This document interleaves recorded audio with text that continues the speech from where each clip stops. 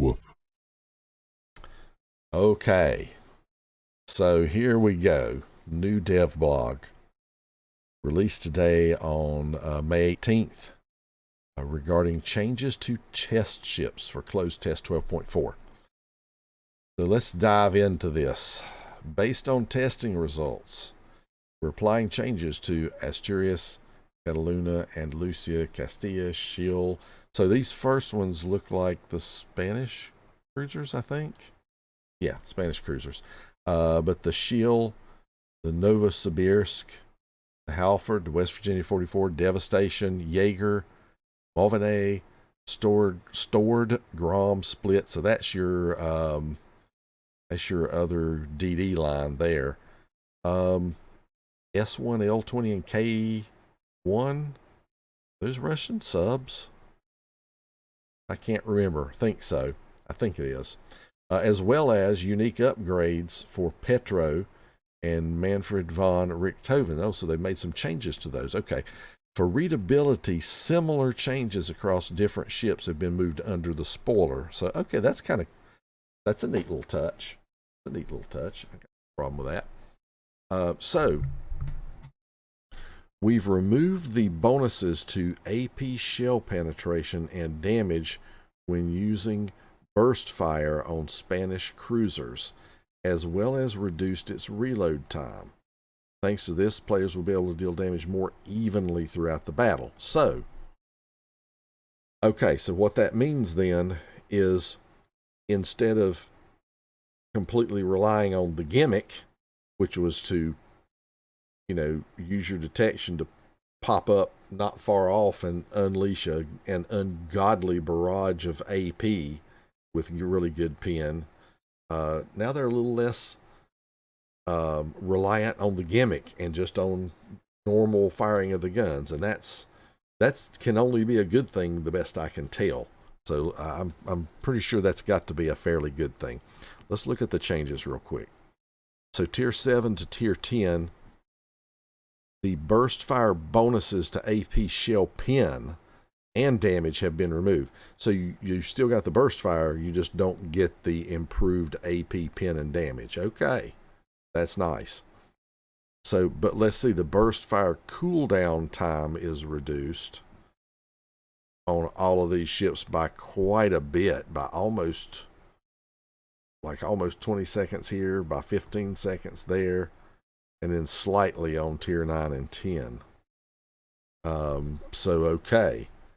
So you get, okay, so what they're doing is saying, okay, we're not going to give you this extra pen and this extra damage, but we're going to give you the burst fire more frequently. That's really what they're saying. Okay. Now let's move on to the German cruiser Schill. Main battery reload time increased from 16.5 to 18.1. That's a nerf. That's a big time nerf. Okay. Next, Soviet supercruiser Novosibirsk, the Super Petro. AP shell fuse delay reduced. The ship will now score fewer overpins. Well, that's what we needed. There's no Russian bias here, comrades. None whatsoever. So basically they're giving this thing a short fuse or a shorter fuse AP, so you can just Citadel the piss out of everything. That's lovely. Doesn't this thing get improved AP pin angles? I can't recall, but that's ridiculous. Anyway, just what the game needed. British super battleship Devastation. So this is the 16 gun Conqueror. Sigma value reduced from 1.8 to 1.7. See, this is not Russian, so it gets nerfed. Same thing with the German cruiser. It's not Russian, so it gets nerfed. So they're just making it a little less accurate. Okay. American destroyer Halford, tier 9. Is that? Oh, the Halford is that. That is the hybrid DD that they came out with. That was ridiculous, and they had to change how the planes left, because there was 2 squadrons, and you could like literally put them out one after the other, but they both cooled down at the same time. It was really weird. They had to change that. But so now they're adding engine cooling consumable to the attack aircraft squadron because, hey, you know, you need to keep your planes fast if you got a hybrid, right? And then the detectability range by sea reduced from 7.9 to 7.5. Doesn't that get it down to, I think that's going to be like 6 or 6.1? Let's find out. I got a calculator here, or so I thought, if I can find it. Come on, dude. There we go. So it's 7.5. Yeah, 6.07. So yeah, basically 6.1 kilometers. So great. It's got basically the same concealment as something like, who else has like a 6 or a 6.1?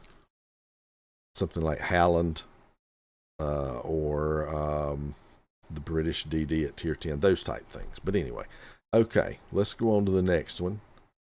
American battleship West Virginia 44, tier 7. So if I remember right on this one, this boat did not look like it was going to be better than the tier 6 West Virginia, but they're making it more of a secondary boat, if I recall. So let's see what they're doing. So main battery firing range reduced from 17.5 to 17.1. So they're making it, hang on 1 second, folks. I've got to take a quick phone call, and I will be right back. Never mind. I can return that call. I now see who it's from. I'll return that call. So, in any case, American battleship West Virginia 44. They reduced the firing range. They've improved the main battery reload time. They've increased the sigma value. Shells have more arcing ballistics. Oh dear. So they've made the shells slower. So they've given it more DPM and better accuracy, which also contributes to DPM. But they've reduced the range and made the shells slower and reduced the main battery shell penetration. Interesting. Secondary battery reload time reduced from 4 to 2.5 seconds. Okay. So I see what's going on now. They're making the guns look like they're making them better, but they're really not that much. They're giving you a little bit more DPM, but worse pin and all that stuff. Detectability range reduced from 15.2 to 14. And this is what, tier 7? So you don't get another bonus. So that's 13.68. All other types of detectability reduced according. Acceleration parameters changed, now more similar to Vermont. Removed the ability to mount the propulsion modification when upgrade. Interesting. Repair party consumable parameters changed, now more similar to Vermont. So I'm assuming that means faster loading. And added the defensive AA fire. So basically, it looks like they're in some ways, now notice I said in some ways, almost making this an extension of that tier 8 to 10, Kansas, Minnesota, Vermont line. However, they're not, because if they were going to do that, they would make it about the guns and say the hell with secondaries. So this doesn't go together. Doesn't make any sense. And if I remember, when they released this thing, this ship has like dreadnought speed. So it's slow. So I don't understand how you're going to be able to brawl. Well, number one, you're not going to be able to brawl in today's meta. I mean, it's nearly impossible to brawl in today's meta because of all the subs and carriers and all that. Tier 7's not a good place for that. Yeah. I just don't see this being a good design, especially for today's meta. You know, your range is so short, not good.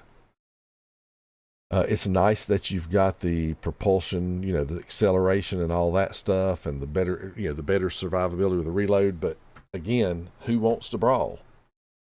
Not many people. So I don't know.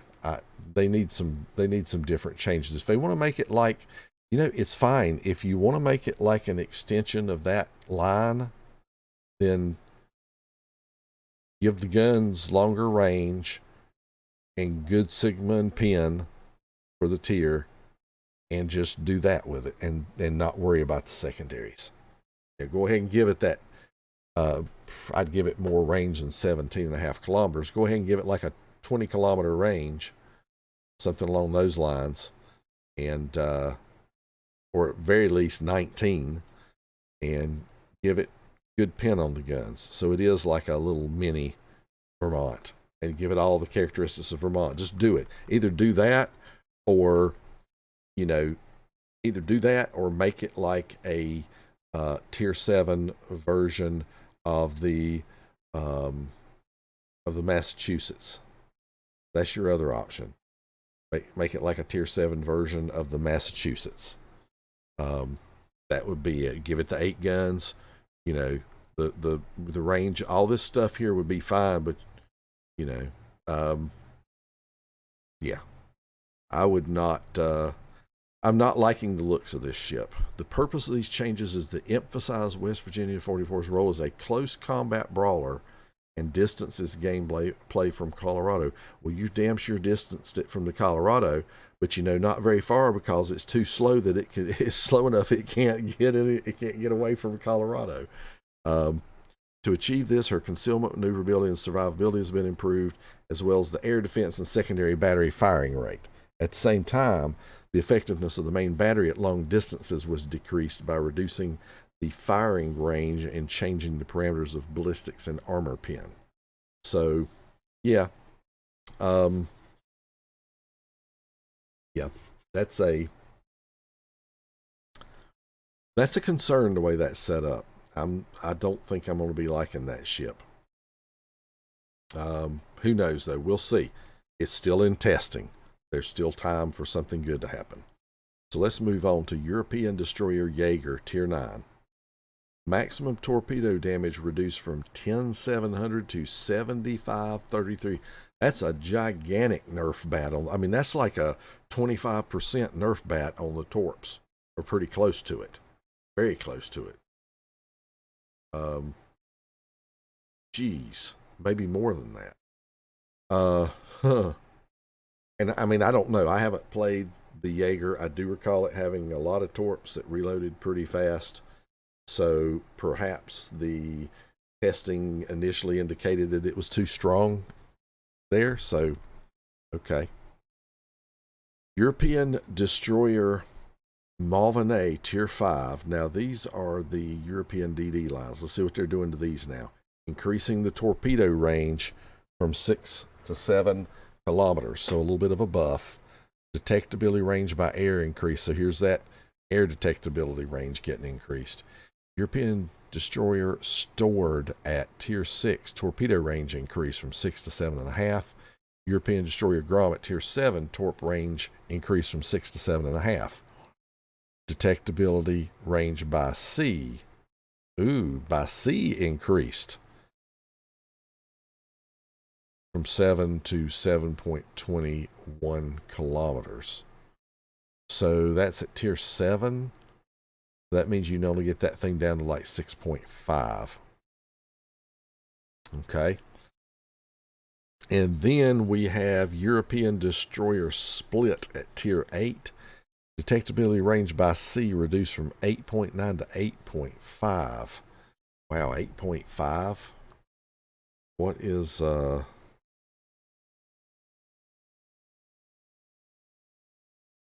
you're talking around about 6.9 kilometers, so not very good concealment. But needless to say, you know, got torp range buffs, and then hit or miss on some of the other stuff. For update 12.4, we made a large number of changes to the characteristics of Soviet submarines. How lovely. Despite the extensive list of changes, the overall effectiveness of these submarines will increase by about 10%. Well, it's Soviet subs. What do you expect? We expect this will allow them to reach the same level of combat effectiveness as submarines of other nations. Okay.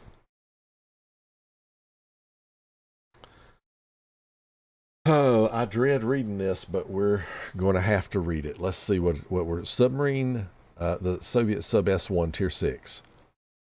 So torp tubes reload time reduced from 50 to 44 seconds. That's 6-second reduction. That's more than 10% DPM. That's definitely more than 10%. That's about 12%. Max damage increase from 7,500 to 9,200. Okay. That's also well over 10%. 10% would be like 8,250. They're giving it an extra 1,000 on top of that. Wow, that's like a what? A 1.7? So yeah, that's more than a 20% increase. And that's part of the DPM too. Flood chance increase from 40 to 51%. Well, technically that's kind of part of the DPM too. That's more dot damage. And torp speed increase 60, 65 knots. I mean, holy mother of buffs. The improved module of standard torpedoes changed. Max damage increase from 92 to 10.3. Again, that's a little over 10%. Flood chance increased. Torpedo range increased from 10 to 11.5. Sorry, folks. A 1.5 kilometer increase is 15%, not 10. I'm sorry, I'm an engineer. I have to point these things out. Standard torps visibility reduced from 1.7 to 1.5. So reduced by 0.2. And again, that's more than 10%. I haven't seen a single change on here that's 10%. Everything's above 10.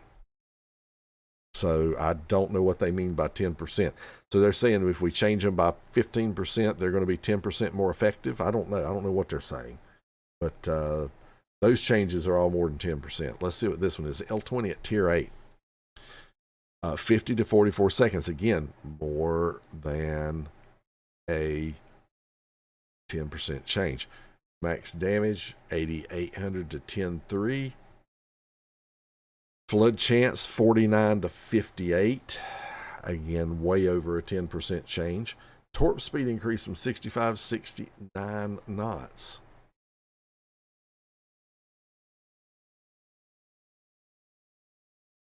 Okay. All right. What else have we got? Max damage increased from 10.3 to 11.7 on the standard torps. Flood chance increased from 58 to 68. Wow, okay. Standard torp range increased from 11 to 12 kilometers. There's one that's not quite 10. Standard torps visibility reduced from 1.7 to 1.4. Oh man. Oh man. Oh man. Hey, thanks for the follow, Top Gamer. Appreciate that. And lastly, what do we got here? Soviet sub K1. Isn't these Soviet subs, or particularly the K1, isn't that the sub that can go like some ridiculous speed, both on the surface and underwater?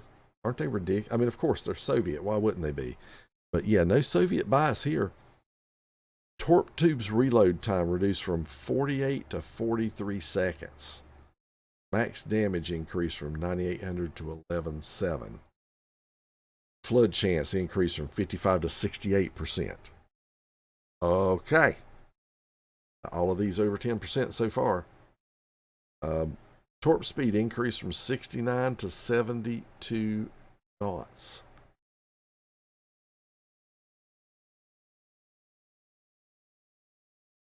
Wow. Okay.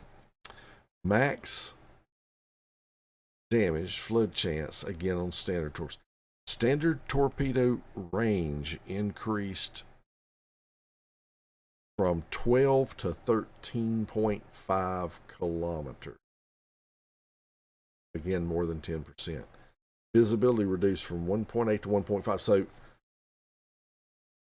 I mean, how does this stack up? This range on these torps, at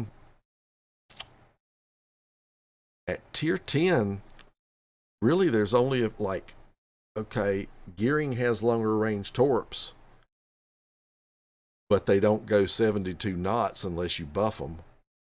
I think they're in the mid 60s or so, 65, 68, right in that range. And Halland's torps, of course, they're water rockets anyway. Now they'll go longer than this, but other than that, I mean, this is even longer than Shima torps. Even Shima's torps, Shima's typical torps, which are 12 kilometer. Now, granted, you do have the 20 kilometers as well, but you can see those from the moon. Oh, and this 1.5 kilometers on the visibility, like Gearing torps are 1.4. You got Grozovoy. Grozovoy, even after a buff, Grozovoy still only has 12 kilometer torps. Wow, and I don't know what the visibility on those are. Good Lord. I mean, this is enough to make you salty. I mean, I don't understand. Well, I mean, I do.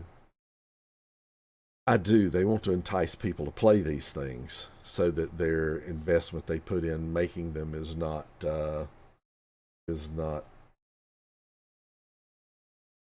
lost. Let's put it that way. And wait a minute, did we have a raid? We have a raid. Yes, we did. Who just raided? Janiac. Thank you for the raid, sir. I'll get a proper shout out here in a second when we get done going through this, going over this DevBlog here.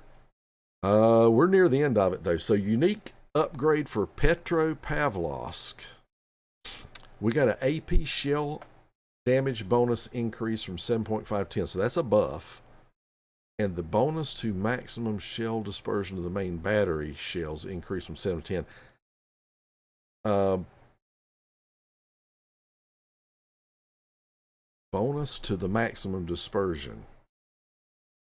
See, sometimes there's a little bit of translation stuff here. Does that mean that your dispersion is getting better? Because I can't remember the original unique upgrade for this thing and what it was. Or does that mean that your dispersion is getting 10% worse instead of 7% worse? I suspect it's better. But in any case, it's a buff for the Petro unique upgrade, apparently. And then we have unique upgrade for Manfred von Richthofen, the carrier.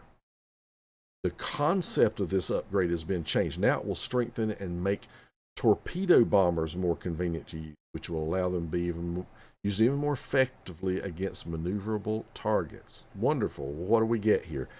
What are they going to do to carriers? One of the torture classes. So you get increased torp bomber HP of 10%. You get 20% higher torp damage. And you get 10% better or shorter arming distance. So basically, you're going to shoot down less planes. They're going to do 20% more damage to you. And they can drop them 10% closer. So they have a better chance of hitting you. So that's just peachy. That's really what we needed to go with these Russian subs that you may or may not even be able to outrun with a well, you might not be able to outrun with a Russian DD. A French one Marceau might hazard to keep up with them with the speed boost running, but okay, well, let's recap this thing. Gigantic buff for the Richthofen, what would you call this unique upgrade? Looks like a buff for the Petro unique upgrade. And yeah, this is the salty section right here. Ginormous buff to everything on the Soviet subs tiers here. Buffs to all of the torps, all of the ranges, the flood chance, the damage, the speed, the visibility. All of that is all buffed. So I'm sure that they were wholly underpowered before. Jeez.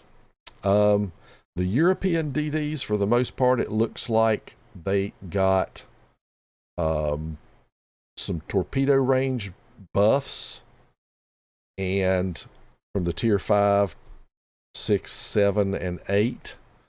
The tier 8 got a concealment buff. What else do we have? The tier 7 got a slight concealment nerf. Then that's really anything of note. The European destroyer Jäger got its torpedo damage eviscerated. That's a gigantic nerf because, hey, it's not Russian. What can you expect?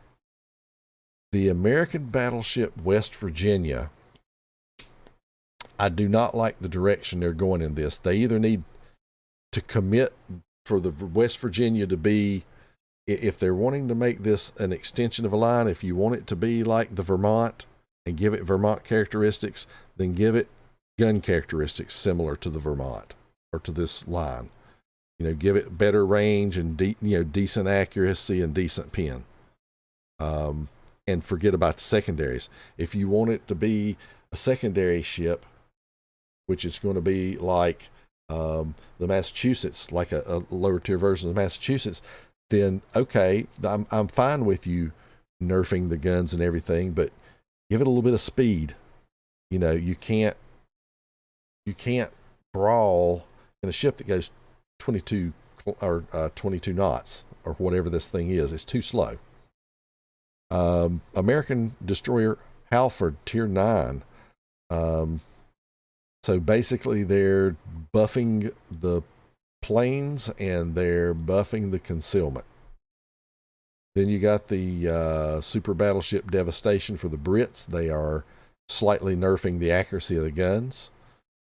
Super cruiser, the Super Petro, Novosibirsk, of course, they are going to eliminate over penetration. So now you can citadel everything to death because it's Russian.